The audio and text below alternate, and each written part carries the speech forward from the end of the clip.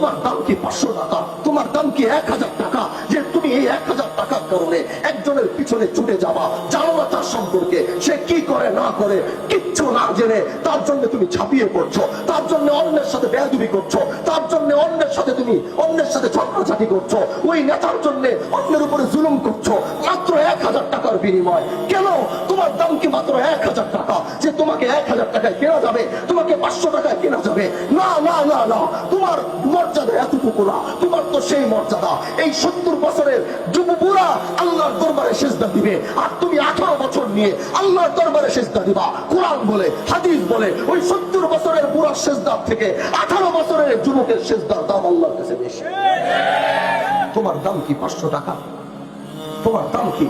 আমাদের দেশের আজকে কি অবস্থা হয়েছে, যাদের একটু বেশি টাকা হয় তারা মনে করে টাকা দিয়ে প্রশাসন কিনবো, যাদের একটু বেশি টাকা হয় তারা মনে করে টাকা দিয়ে মানুষ কিনবো, টাকা দিয়ে এলাকা কিনবো, টাকা খরচ করে এলাকার দায়িত্ব নিবো, টাকা খরচ করে এমপি হব, মন্ত্রী হব, প্রেসিডেন্ট হব, তারা মনে করে টাকা দিয়ে সবকিছু পসিবল হয়। হ্যাঁ, এটা আগের বাংলাদেশে সম্ভব ছিল, কিন্তু আগামীর বাংলাদেশে যদি একটু স্বস্তিতে থাকতে চান, একটু ভালো থাকতে চান, তাহলে প্রতিজ্ঞা করুন আগামী বাংলাদেশে কেউ যেন টাকা দিয়ে মানুষ কিনতে না পারে, আগামীর বাংলাদেশে কেউ যেন টাকা দিয়ে ভোট কিনতে না পারে। আগামীর বাংলাদেশ হবে ইসলামের বাংলাদেশ, আগামীর বাংলাদেশ হবে দ্বীনের বাংলাদেশ। ও ভাই আমার, ও ভাই আমার, ওই ভাই আমার, শোনো, বলছি তোমাদেরকে, তোমার দাম এত কম নয়, তোমার দাম এত কম নয়, এজন্য 500 টাকার পিছনে ছোটো না, 1000 টাকার পিছনে ছোটো না। কয়েকদিন পরে যদি নির্বাচন হয়, তাহলে দেখবেন নির্বাচনের আগে কেউ 5 কোটি টাকা, কেউ 10 কোটি টাকা, কেউ 20 কোটি, কেউ 30 কোটি, কেউ 50 কোটি ঢেলে দিবে শুধু এমপি পদটা নেওয়ার জন্য, সংসদে দাঁড়ানোর জন্য। কিন্তু তুমি যাকে রাতের বেলা টাকা খেয়ে যাকে তুমি ভোটটা দিয়ে দিলাম, মনে রাখো, তোমাদেরকে বলে যাচ্ছি, কথাগুলো মিলিয়ে দেখবা, কথাগুলো চিন্তা করে দেখবা।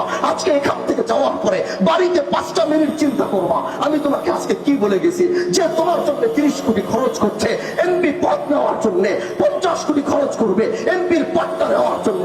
আমি তোমাকে বলতে চাই, সেই 50 কোটি কি 50 কোটি খরচ করে 200 কোটি টাকা সে এখান থেকে উঠিয়ে, ওই 200 কোটি টাকার মধ্যে তোমার জমি থাকবে, তোমার সম্পদ থাকবে, তোমার বন থাকবে, তোমার সরকারি জিনিসপত্র থাকবে, তোমার রাস্তা থাকবে, তোমার বাড়ির রাস্তা থাকবে, তোমার উঠানের রাস্তা থাকবে, তোমার বাজার থাকবে, তোমার ঘাট থাকবে, তোমার ঘাটলা থাকবে, তোমার এলাকার মসজিদ থাকবে, তোমার এলাকার আলিয়া মাদ্রাসা থাকবে, তোমার এলাকার প্রাইমারি স্কুল থাকবে।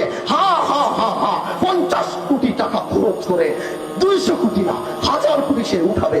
এই জন্য ভাই আমার, আমি তো বলি এমপি এরকম হওয়া দরকার। আমি যেটা মনে করি, এমপি এমন হবে, আজকে তো মেম্বার হলে তাকে খুঁজে পাওয়া যায় না চেয়ারম্যানের সিগনেচারের জন্য, 4 দিন 5 দিন পর্যন্ত সেখানে গিয়ে চেয়ারম্যানের পিছনে ঘোরা লাগে। আমি বলতে চাই, আগামীর বাংলাদেশে এমপি এমন হবে যেটা হযরত ওমর ছিল, যিনি পুরো অর্ধ পৃথিবীর বাদশা থাকা সত্ত্বেও রাতের বেলা নিজের কাঁধের ভিতরে গমের বস্তা, আটার বস্তা নিয়ে এলাকায় ঘুরেছে। কে ভুকা ঘুমাইছে আজকে, কে ক্ষুধার্ত ঘুমাইছে, তার কাছে গিয়ে গম দিয়েছে, আটা দিয়েছে, ক্ষুধার্ত যেন না থাকে।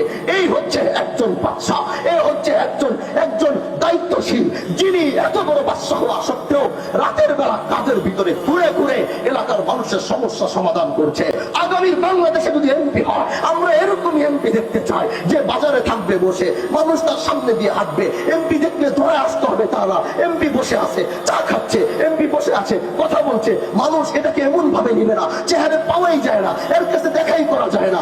না, এমপি তো এরকম হইতে হবে যে বড় জনগণের সাথে মিশে যাবে, এলাকায় থাকবে, এখানে এমপি হবে, ঢাকায় থাকবে, শুক্রবার একদিন এসে হাত জাগিয়ে সালাম দিবে। এরকম আমরা চাই না, এরকম মানুষ চাই যে জনগণের সাথে মিশে যাইতে পারবে।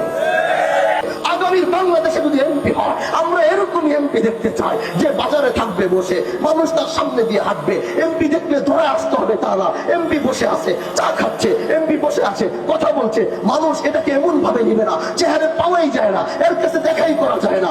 না, এমপি তো এরকম হইতে হবে যে বড় জনগণের সাথে মিশে যাবে, এলাকায় থাকবে, এখানে এমপি হবে, ঢাকায় থাকবে, শুক্রবার একদিন এসে হাত জাগিয়ে সালাম দিবে। এরকম আমরা চাই না, এরকম মানুষ চাই যে জনগণের সাথে মিশে যেতে পারবে। এই কথাগুলো বলবেন হুজুর বয়ান যেটা, হ্যাঁ এটাই বয়ান। কারণ কি জানেন, এটাই হচ্ছে এখনকার বয়ান। এই আলোচনাগুলো যদি এখন থেকে আপনাদেরকে না বুঝাবো তো বুঝবেন কিভাবে, আপনাদেরকে না শোনাবো তো শুনবেন কিভাবে? এজন্য ভাই আমার, বন্ধু আমার, যুবক আমার, তোমার দাম অনেক বেশি, তোমার মূল্য অনেক বেশি, তোমার মর্যাদা আহকামুল হাকিমিন আল্লাহ পাকের দরবারে তোমার মর্যাদা অনেক বেশি। সেই মর্যাদাকে রক্ষা করতে পারবা তো ইনশাআল্লাহ? বলো রক্ষা করতে পারবা ইনশাআল্লাহ? বলো রক্ষা করতে পারবা তো ইনশাআল্লাহ?